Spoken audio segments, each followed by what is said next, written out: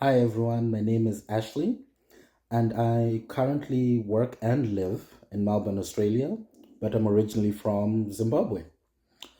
I was really grateful that my sister Tandy asked me to do this video, this Men's Mental Health Month, because mental health is something that's, I guess, not really talked about as much as it should.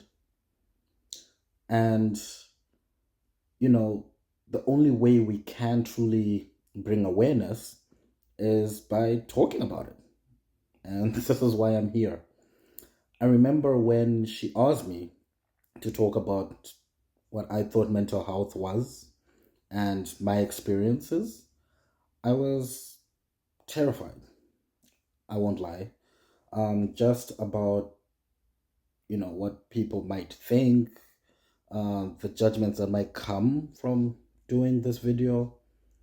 And I had to check myself because I'm like, I'm 30 years old. Why do I still care what people might think about me? And I shouldn't. And if this video can help someone else, even just one person, to also want to share about their mental health and their experiences, then I've done a great job. And if someone looks at this video and is like, I relate to this, and it helps them navigate, the rest of their lives, even if it means, how they'll change their habits or, seeking help, then, it was all worth it. Um, Mental health is something that obviously affects all of us. Um, and it's interesting that it's not something that's talked about a lot, especially among men, because, you have to be strong. You can't show people your true emotions or what's bothering you or what hurts. Keep things close to your heart and stuff like that. But I feel like that damages us and inadvertently leads to bad mental health.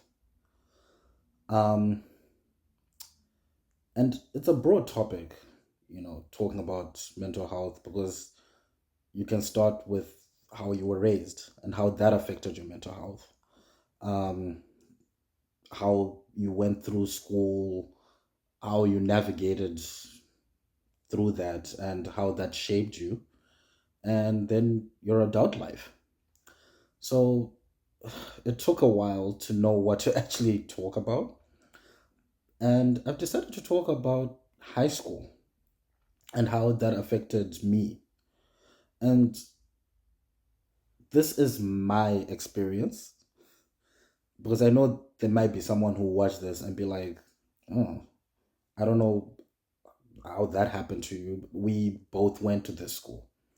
But because we went to the same school doesn't mean my experience is the same as yours. And what I want to just say is, it doesn't matter what school you go to. Because I went to a, I guess, notably high standard private school in Zimbabwe. But I would say that's where a big chunk of my good mental health kind of, I guess, shattered because of bullying, either from seniors or people even in my own year level.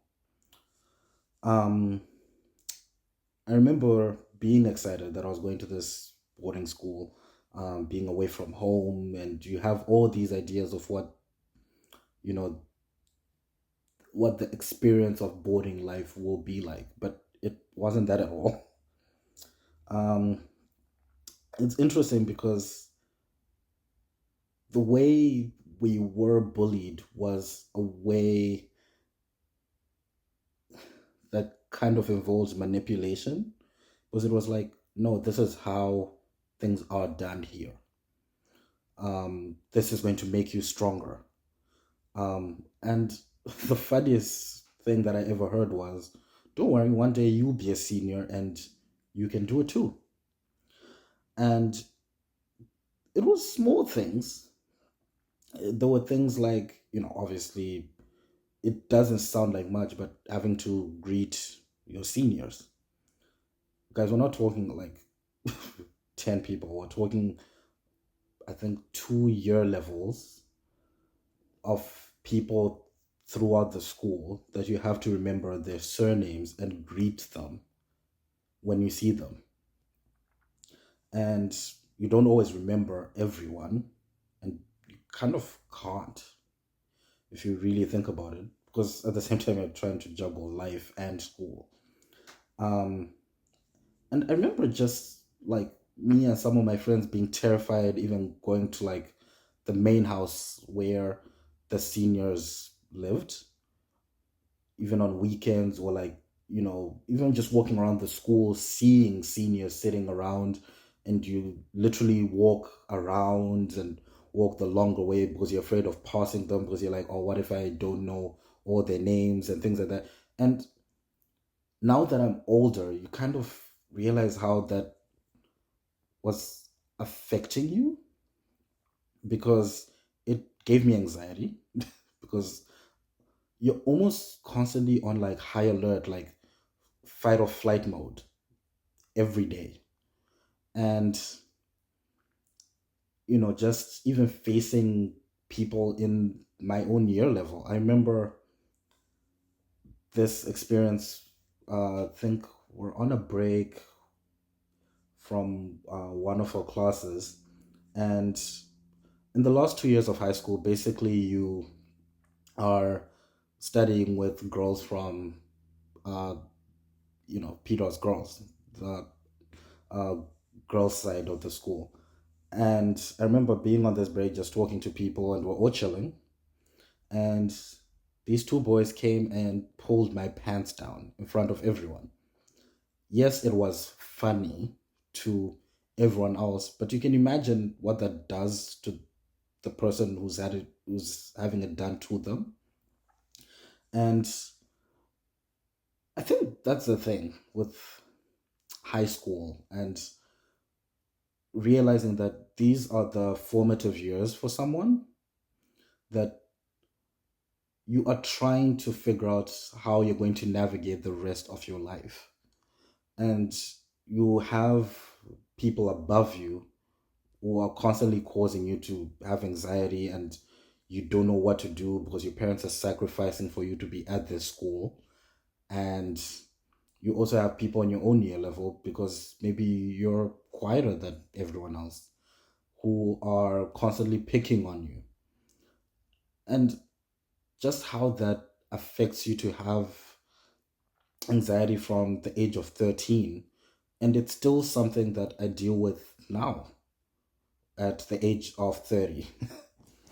And it's not something I'm embarrassed to say that I have anxiety issues, but it's something that I obviously wish I didn't have to deal with. And that comes to my other point of, no matter what's happened to you, it's okay to seek help. For me, what I found helpful is seeing someone once a month, someone who's not a friend, someone who is unbiased, who will call me out when I am wrong, and someone I trust as well. And also just going for walks outside, going out with friends. It doesn't have to be one thing. You don't always just have to go for runs, because I don't run. I don't do hiking. So yeah, that's how I've dealt with it. And there's a lot more I could potentially talk about. And who knows? It's a long month. Um, yeah, hopefully I'll be back to maybe talk more about it and discuss a little bit more about all these experiences I've had. Thank you.